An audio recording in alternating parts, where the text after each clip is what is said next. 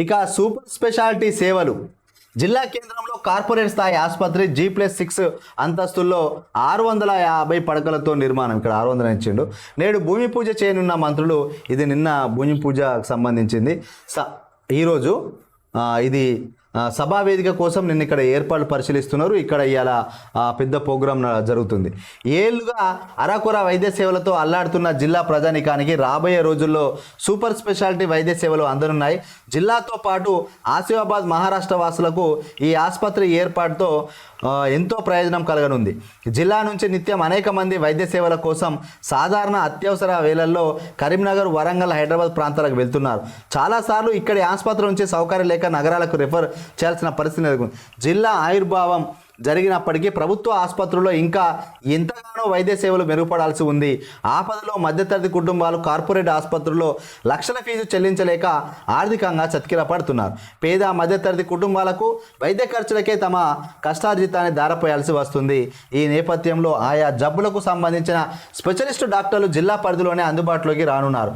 ఈ సమస్యలన్నీ తీర్చేందుకు జిల్లా కేంద్రంలో ఐబీ పరిధిలో R&Bకి చెందిన స్థలంలో ఈ మేరకు గురువారం సూపర్ స్పెషాలిటీ ఆసుపత్రి భవనం, మాతా శిశు సంరక్షణ కేంద్ర భవన నిర్మాణానికి రాష్ట్ర వైద్య ఆరోగ్య శాఖ మంత్రి దామోదర్ రాజనరసింహ, మంత్రి శ్రీధర్ బాబు, జిల్లా ఇన్ఛార్జి మంత్రి సీతక్క చేతుల మీదుగా భూమి పూజ చేయనున్నారు.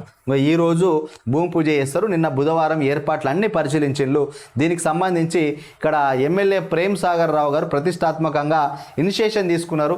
మాతా శిశు హాస్పిటల్ ఎక్కడో గంగల దగ్గర ఉండి ఇబ్బంది అవుతుందని చెప్పి అది ప్లస్ ప్రభుత్వ జనరల్ హాస్పిటల్ రెండు ఒకటే చోట 650 పడకల ఆసుపత్రిని తీసుకురాబోతున్నారు.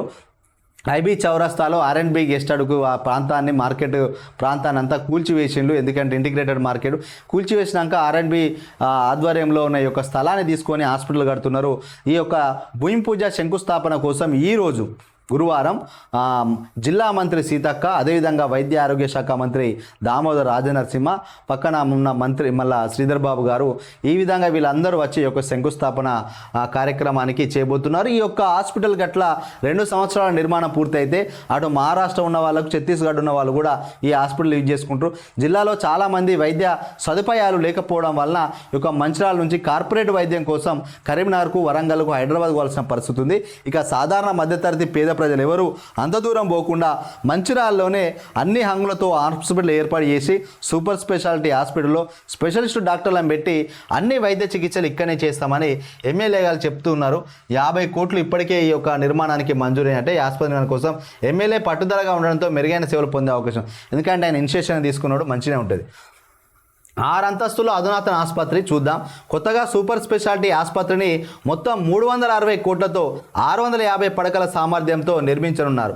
G+6 అంతస్తుల్లో 2 ప్రధాన ఆసుపత్రి భవనాలు, సర్వీసు బ్లాకు ఉండగా, అంతేగాక ప్రస్తుతం గోదావరి ఒడ్డున ఉన్న మాతా శిశు సంరక్షణ కేంద్రాన్ని కూడా ఇక్కడే నిర్మిస్తున్నారు. మొత్తంగా 4 బ్లాకులుగా ఆసుపత్రి కొనసాగుతుంది. సెక్యూరిటీ, ఆక్సిజన్ ప్లాంటు, సర్వీసు బ్లాకులు, రవాణా, అంబులెన్స్లు, ఇంకా STP, ETP, బయో వేస్టేజ్ తదితర అన్నీ ఇదే లో ఏర్పాటు చేస్తున్నారు. మొత్తం 4.33 ఎకరాల్లో ఈ మేరకు ఇంకా దాదాపు 5 ఎకరాలు ఉన్నట్టుంది. నిర్మాణాన్ని అత్యధికంగా నిర్మించేందుకు సిద్ధం చేశారు. రాబోయే రోజుల్లో 1200 పడకలకు ఇబ్బంది లేకుండా డిజైన్ చేస్తున్నారు. ఇక జిల్లా ఆసుపత్రి సమీపంలోనే సూపర్ స్పెషాలిటీ సేవలు పట్టణ నడిబొడ్డున ఉండడంతో అందరికీ సులువుగా రవాణాకు వీలు కలుగుతుంది. ఇప్పటికే జిల్లాకు ప్రభుత్వ మెడికల్ కాలేజీ మంజూరు కావడంతో ప్రస్తుతం 3వ సంవత్సరం MBBS విద్యార్థులు విద్యను అభ్యసిస్తున్నారు.